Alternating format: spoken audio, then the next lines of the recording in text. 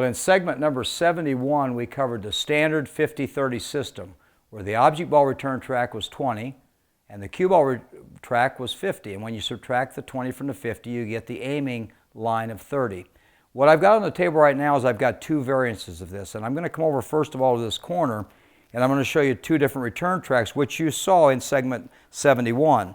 If you look at this 5 ball, it's not in the corner at the 20 return track. It's up about a diamond, and the way you calculate the return track is to go all the way up to that end of the table, and you'll see that 1 ball on that rail. That's actually the 10 point from that end corner. And if you take that diamond, it connects right with this diamond, which is the 10 return track. So if there were a ghost ball sitting right here, you'd hit that 5 ball and you got a good chance of making it. The main thing is you want to hit it so you don't get ball in hand. So in this case, this is the 10 return track. And if you come over here to the end rail, the third diamond, which is that 3 over there, which is the third diamond from that corner pocket, it comes in, as I mentioned before, 1 inch to this side of that diamond. If you look at that line, the return track of 30, it would hit the 6 ball, so you don't get ball in hand. You might just make it. So now what I'm going to do is I'm going to actually calculate the aim line so we can actually try to shoot these shots and hit those balls. Now you notice the cue ball once again is sitting in this corner. As I mentioned before, when the cue ball is sitting in the corner, it has a value of 50. So what we're going to do is we're going to take first the 10 return track of the 5 ball, and we're going to subtract it from the 50 value of the cue ball, which gives you a value of 40. That's your aiming value. And if you look along this side rail, we have a 4 ball up on that rail, and when we connect that 40, or that 4 with this cue ball of 50, the difference is 10, which is the value of that 5 ball. So again, we're going to make sure we've got this.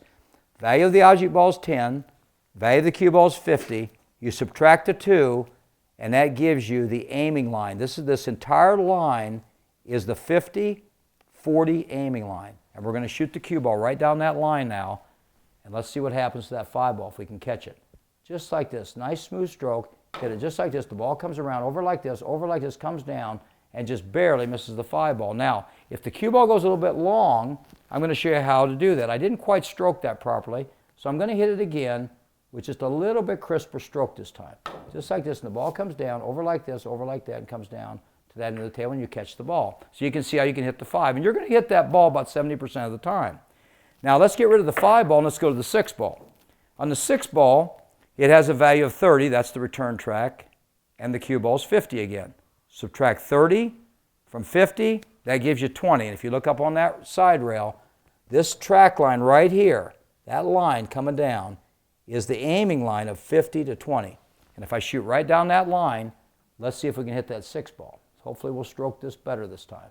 Just like this, nice smooth stroke, over like that, ball comes back over like that and catches the 6 ball. So there I've given you an example how to hit 2 balls with practice now, because you're going to have to practice that a little bit. It's 1 tip by definition, nice smooth stroke, don't do any fancy English extra than what you have to, and you'll be able to hit balls without giving ball in hand. About 70% of the time you're going to catch a ball that way and not lose as many games. You're going to win more games because you've got the ability and the knowledge to do these kicks now. So enjoy this 50-30 system according to Dr. Q.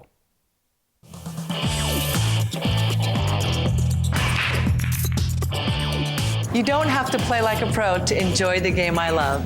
If you've ever played in a friend's basement, you can compete in an APA league. In the APA, everyone can play and anyone can win.